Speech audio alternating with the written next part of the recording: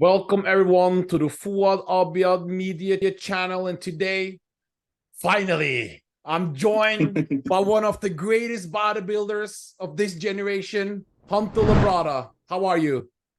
Man, I'm doing good, AJ. I'm glad we finally made this happen. I've been seeing your news and stories ever since I really started in bodybuilding, so it's cool, 10 years into it, you and I are finally sitting down and talking. I gotta say, I've seen you since the day you started with, back in the day in the magazines. We saw you like this young guy, obviously with your father. I was like, okay, let's see what he can do. And I was like slowly and steady year after year, gains. And a lot of people can't handle that pressure or expectations or whatever, but you already been at the Olympia 3 years in a row, never outside the top 10. Hunter, this is pretty impressive. Are you happy with this achievement so far? Man, I'm gonna be honest with you, and I think this is a hallmark trait of any high-level athlete. I'm very guilty of never taking time to stop and really smell the roses. Ever since I was competing as an amateur, like won my first show in the overall, it was what's next. Won nationals in the overall, it's okay, got to get ready for the pro debut. Won my pro debut, it's okay, the Olympia's in 16 weeks. It's like I've done a very poor job of stopping and smelling the roses, and I think that's a good thing and a bad thing. I think when it's all said and done and the dust settles, I'll be able to look back and really take it all in and take it in and see I did something. But right now it's tomorrow's what matters. Yesterday is already gone in terms of what I'm thinking about. Yeah, but it's for us that really love the sport and follow it closely. It's like you already achieved it, and it's like with bodybuilding we have a lot of stories and like storylines, and it's so great to see that it's actually happening. It's really exciting. Tampa, Texas, tremendous showings. Talk to us a little bit. How did you feel after those two shows? Man, I felt awesome. I was very, very, very proud of both of those showings. And, it was one of those things when I started this year out, especially after last year's, disappointment at the Olympia. This year was about making myself proud, really, learning to enjoy what I'm doing and making myself proud. And, for those shows, I did just that. I was able to bring, what I would consider the first time I've ever been, truly stage lean. We pretty much hit my peak. Texas was just enough disappointment to keep a fire lit underneath me because I was so proud of that showing. But obviously at the end of the day, I would have liked to win. But I was proud of the showing we put out there. We ran our rounds, and I'll get another crack at Andrew and all the rest of the guys in 13 days. So coming off of those two shows, it was exactly what I wanted it to be. It was a lot more experience. It was 2 more times peaking my body. It was delivering a stage lean look for the first time, and then most importantly, kind of a a redemption look, if you will, because it was I don't like to give myself very many compliments, but it was a complete night and day difference from the Olympia, which was only 8 months before. So I was happy with it. The only thing I'm a little bit worried, not worried, that I want to know is that how do you recuperate? After Texas, at the Olympia, you and Andrew were one position. He was 8, you were 7. Yeah, and now he barely had you. It was really close. Tyler Mannion went out with have to explain why. And how do you get after that? Like, how does that go into your mind? Okay, I beat him at the Olympia. He got me here. How's that mindset then going into the Olympia prep for you? Well, my mindset as far as, like Andrew specifically heading into the Olympia, I have a very, very, positive, clean mindset heading into the Olympia with that, because in my mind, it's a clean slate. I am never, ever, ever, ever going to cry politics or this or that. But, all things considered and all things even, one guy's qualified, one guy isn't. human nature is going to lean towards wanting to qualify him. So, and I'm in no way saying it was a political thing. He beat me, and the reason he beat me was I couldn't last how many rounds they put us through. I lost control of my midsection. I started breathing. That's on me. I got to be able to last through what the judges put me through. But, headed into the Olympia where it's a blank slate and it's just that contest, I'm excited for that. This prep for the Olympia, is that something you're working more on? You pose, how often do you practice your posing now? Is it every day? We're posing every day right now. Yeah. So twice a week, I'll get put in the ground by Joey Belt with KJ. Oh, yes. At the last, yeah. So twice a week, I'll pose with him and really, really get hurt by him. And then every other day, I'm taking fasted in post training check-ins, and I'll pose a couple rounds before I actually take the video then. So I'm posing every day right now, at least 5 or 6 rounds. We've seen your YouTube. You're finally back. Where have you, Hunter? Where have you been? YouTube. You were making the most epic YouTube videos, and you disappeared for a while. Yeah, we got the ball rolling again. So after Texas, I went to Jordan for 10 days, and then my video guy actually went to Bali for 2 weeks with his friends. Okay. And ended up getting mugged while he was over there. So when he got back, he was a little banged up. And, honestly, man, after those 2 shows, I was in a spot where I just wanted to unplug and, be with my family and, enjoy what was going to be, 2 or 3 weeks before we really had to hop back on that horse and, start hitting it hard again. And, we've gotten the content train rolling again in a major way. I think we put out like 3 videos this week, have another 2 bankrolled, and, my video guy's coming out with me the entire week for the O and everything. So there'll be a lot of content going forward. I just needed a break. It wasn't like a bad thing. I just wanted to kind of keep to myself and rest and recuperate for a while. Bodybuilding obviously is about beating your own package that you brought last stage, improvements for your own package. Is yourself that you're worried about the most, like beating yourself. And in your latest updates, you're looking big, Hunter. We've seen you posted 2 YouTube videos last week. We saw proper posing, your whole physique, and you're looking big. How are you looking right now? We're like 10 days, 10, 12 days before the Olympia compared to the Texas. What do you see? What you see, I'm a lot bigger. This morning, fresh out of bed, I was 263. 263. Yeah. So, and then, for Texas and Tampa, by this mark, it'd be like the 12, 13 days out, I was sitting like 253, 254.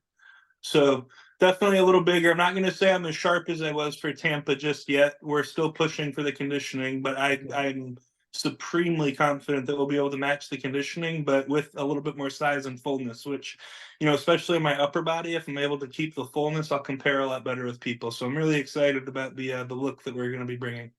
Yeah, because I can see the upper body. It looks kind of, have you been focusing more on the upper body, or is just there where because you appear that you're bigger, especially on the upper body?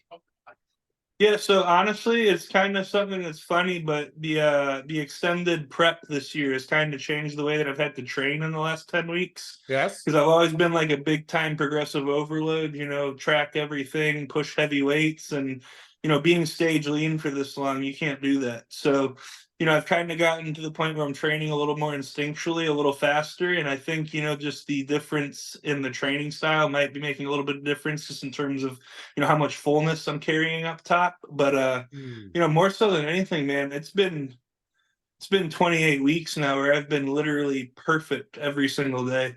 And, there's something to be said for consistency like that, even if you're in prep, especially, right when I finished up with Texas and went out to Jordan and really was training and eating still, my wife and I both were like, dude, I think I'm growing right now. Cause like really and truly, like it was, yeah. So I'm excited. I think I'm gonna be presenting some new tissue with the same level of conditioning, which is exactly what I need to do. Yeah, good. I spoke to Ben, your coach, Ben Chow, and he's very excited about the progress. He's seeing it. So that's very good. So you stop with you're writing everything down, correct? Because you were moving too heavy weights, wasn't it? You were breaking your own records. You were too focused on those. Yeah, that, and then, it's like one of those things, just the mental effect it would have, because, it's unrealistic to go through prep, as the calories start going down and your deficit goes up, that you're going to continue to beat those numbers. So, eventually you have to accept it. But during that period where you're fighting to accept it, it's a very, high probability of getting hurt or just completely putting yourself in the hole fatigue-wise if you don't get hurt. That's been the biggest lesson this year, going on, 28 weeks, 30 weeks by the time we make it to Orlando for the O has been, fatigue management. And I've always been one of those guys that I just want to work. And, sometimes the best thing you can do is back off a little. So that's definitely been a lesson that we've learned this year. This Olympia, after last Olympia, you said you wanted redemption at the next Olympia. Even though you got it kind of Tampa and Texas, it's the Olympia that matters. What do we want to achieve? What's your goals for Back this in the top 5? Top 5? Yeah, back in the top 5. Yeah. Nick Walker, Brandon, Andrew Jack, Samson. It's gonna be those guys. Everyone. Derek. Do you see this Olympia as an open Olympia? I do. Yeah. I do. I was actually I was on with Milos and Chris Tuttle yesterday, and we were talking about it. I feel like there's 6 or 7 guys that could win this year. Yeah. Is depending. It's very exciting. If you're a fan of bodybuilding, man, this Olympia it's one of the more exciting ones there's been in a really long time. It's open, and there's a lot of guys that are very good. And there's the day of placings can shift so much just by people being a little off. It's that close, so it's exciting. Yeah, because it's I also like that. Well, you never had any rivalry with Nick Walker. That was more like the people were trying to hype it up. Yeah, they tried to make us hate each other, but they couldn't do it. So I think this lead up is more exciting for you, for fans, because it's not like one person can he beat him. It's more like it's everyone's coming for that top 5. So this is open. Is it 2-3 guys you're thinking is going to be in that top 3 that you want to battle? Who do you see in that top 3, top 4? If you have to pick. If I had to put names on it, I'd say Hadi, Derek, Samson, and Nick. Those 4 guys shooting from the hip. Yeah. Obviously, but we don't know before. But those are the 4 guys you're looking most at, correct? Yeah. And, I was talking about this yesterday with Milos too. I think it's very interesting that you have like several distinct body types. Yes. Vying for, you got Andrew and Samson who are taller and, very aesthetic. You have, Hadi and Derek who have just muscle packed on everywhere and get really conditioned. And then, Nick's just an absolute freak. And then, I got myself where I'm kind of like hovering somewhere between it. I'm not the prettiest guy up there, but definitely not the ugliest one. And then, not the biggest, but not the smallest either. So yeah, do you consider I think how I do at the Olympia, I'll live and die by my peak, my conditioning, the look I'm able to present. I have more than enough muscle. I just need to be able to present it properly. I consider you an aesthetic freak. Do you consider yourself that also, or? Yeah. I always kind of joke around because, my dad was mass with class. I always say I'm a little less, or a lot more mass and a little less class. Yeah. Well, your routines, Hunter, usually during routines at the Open is where fans really sit down and enjoy, and we haven't seen as much enjoyment as we would like. But you, Hunter, you're making how is your dad reacting to your routines? What's his critique on them? He likes them. He'd wish I'd spend a little more time on the routines, though. Okay. Yeah. Have you done that this year? Yes. Yeah, we're working on it. Yeah, we are working on it this year. No, but I think you're doing great routines. It's powerful music. You're doing floor poses. You're doing artistic moves. You're doing a great job with the routines. But he has high standards, your dad, when it comes to routines. He does, and that's a good thing. How is he very active in your prep or training? From a posing standpoint, yes, he'll check me out, and he's a great set of eyes for me to have. So he'll be a conditioning check / an in-person set of eyes. Him and Ben will talk semi-regularly. And then, anytime I'm, having trouble piecing together routines or transitions or this or that, I'll pick his brain on it for sure. No, Hunter, we want to thank you for coming on. This is a really, really, really exciting Olympia, Hunter. And you proved this year that you brought a new physique, more size, conditioning was great. And I can't wait to see you at the Olympia. And you're definitely one of the top guys. And I can't wait to see you at this Olympia, Hunter. Awesome, man. I'm looking forward to seeing you. Yes. thank you very much for your time and good luck on these last days before the Olympia. Of course. Thanks for having me on, AJ. I appreciate you, brother. Thank you. Bye-bye. See you.